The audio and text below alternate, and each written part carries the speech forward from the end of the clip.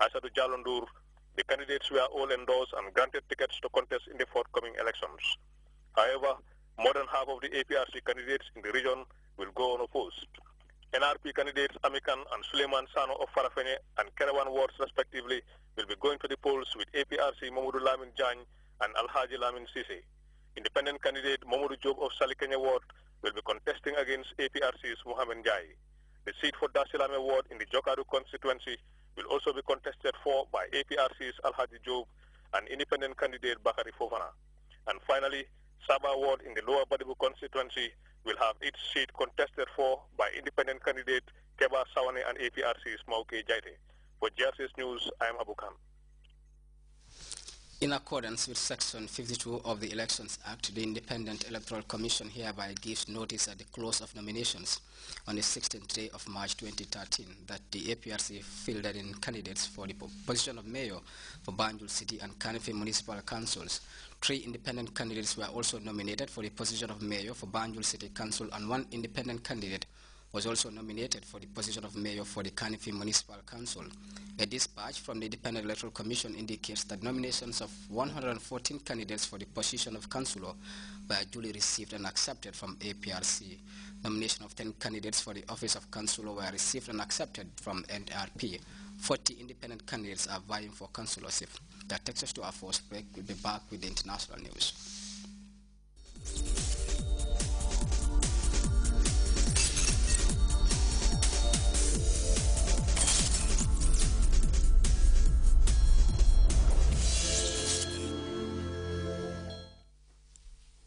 Welcome back. A referendum seeking to introduce a range of institutional reforms, including a 5-year presidential term limit in Zimbabwe, has been marred by violence between supporters of Robert Mugabe and his Prime Minister Morgan Tsvangirai. Indications are that the new constitution will be adopted, but observers say it remains unclear whether it will solve the political tensions in the former British colony. There were no huge crowds, but people were already forming lines early this morning to cast their vote. 6.5 million Zimbabweans were asked to say yes or no to a new constitution which will introduce institutional reforms. It's important for me to vote. I'm helping my country. We are a free country and moving in the right direction. The new constitution reinforces Parliament's powers and limits the President's mandate to 2 5-year terms. However, it will not prevent Robert Mugabe, in power since 1980, from running for re-election in the presidential vote in July this year. As his main rival Prime Minister Morgan Tsvangirai says, this compromise was indispensable. This is not 100% perfect. However, people constantly, through their parliament, through their institutions, must constantly subject this constitution so that it is relevant to contemporary society. All parties say they are in favor of a yes vote, but unsurprisingly, there is a lot of tension between the political camps of arch rivals, President Mugabe and his Prime Minister. That's because all eyes are on the next elections. The campaign for the referendum was marred by violence on both sides. These supporters of Prime Minister Tsvangirai's MDC party are saying they were aggressed while they were putting up posters. The president is lying when he says he wants a peaceful vote. He's actually telling ZANU-PF youth to beat us up. The new constitution will most likely be adopted. Whether it will help appease the political climate in Zimbabwe is a whole different story. More than 5,000 people who have fled the conflict in northern Mali are returning home as a semblance of normality returns to Gao and other cities. The significant presence of French, Malian, Italian troops is allaying the fears of the returnees. But as we hear in this CFI report, not everyone is keen on going back to their homes. The Bamako bus terminal. This bus will be leaving soon for northern Mali. There are only 3 buses that go there each week. Passengers crowd the entrance hoping to get on. There won't be enough room for everyone. They want to return back home, to Gao and other cities in the north. You read in the newspapers that things now are okay in Gao. We're going to see if that's true. If it is, we will stay there and work. I'm from the north originally. We're okay here. It's Mali. But I'm from the north and would rather go back. Binke Transports runs the bus service to Mopti, Gao, and the rest of the north. The company says soldiers are present all along the way, ensuring security, and that the cities in the north are well guarded. There's no problem in the north. The French army is there. The Malian army is there. And so is the Italian army. They are ensuring security. But some passengers are more worried. This man goes back and forth between Gao and Bamako quite often. There are small-time criminals on the roads. For example, last week they stopped a bus and took people away. They robbed the bus that left from Bamako and was heading to Dire. That's why I'm returning by way of Mopti. According to a Malian non-governmental organization, 5,800 displaced people have already returned to their homes in the north. They hope to find work there and return to a normal life, but they're also counting on the French military presence to ensure their security. Many still do not trust the Malian army and have warned that if the French leave, they will leave too.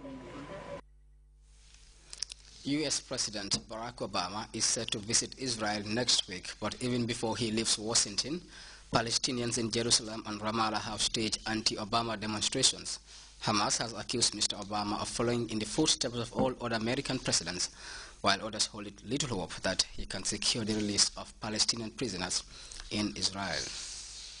Palestinians in Jerusalem held a demonstration yesterday to protest a visit by U.S. President Barack Obama next week. Mr. Obama is due to arrive in Israel on Tuesday for a 3-day visit, which will include the West Bank and Jordan. An anti-Obama demonstration was also held in Ramallah. On Monday, families in the West Bank rallied for the release of Palestinian prisoners in Israel. However, few believe Mr. Obama can obtain the release. We don't expect anything from him. He's here to discover new things. He'll hold discussions with regional leaders, but I don't think he has come with anything to offer the Palestinian people. When Mr. Obama visited Cairo in 2009, he called for a change in the Middle East. That speech fired hopes for the creation of a Palestinian state. 5 years later, Palestinians are still waiting. Peace talks have been suspended since 2010. In the Gaza Strip, Hamas accuses Mr. Obama of following the line of all other U.S. presidents. The Palestinian people believe nothing will come of Obama's visit. On the contrary, he is coming here with a bias towards Israel and will try to bolster political and moral support for the occupation. Critics say the visit is without much substance and will consist mostly of photo opportunities and excursions to popular tourist venues. But it is Mr. Obama's first visit to Israel since he was elected in 2008, and the U.S. Embassy in Tel Aviv is seeking maximum publicity for the president, who is generally regarded as unpopular in Israel, especially for his sharp words against the expansion of Jewish settlements in the Palestinian territory. He's not very popular in this country. He gives the impression of ignoring the needs of the Israeli government and people. I doubt that this visit will change anything. I think the crucial thing here is the relationship between him and the Prime Minister. If that doesn't improve, nothing will change.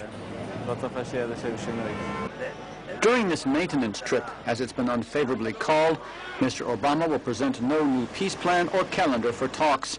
He even turned down an invitation to address the Israeli parliament, the Knesset. We now go with the weather report courtesy of the Central Forecast Office.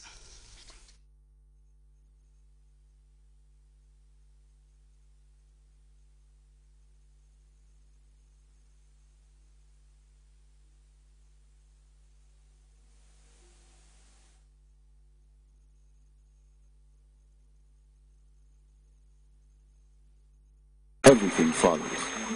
And for those of us who know what the River Gambia stands for, understanding its sustainability in all aspects of life is easily confirmed. The River Gambia provides nutritious delicacies as food, while it provides its wildlife a balanced ecosystem. This river, as a sanctuary, is committed to its inhabitants' needs without season.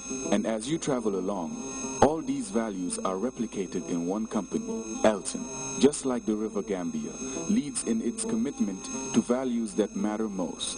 Elton, championing the vision for a new generation.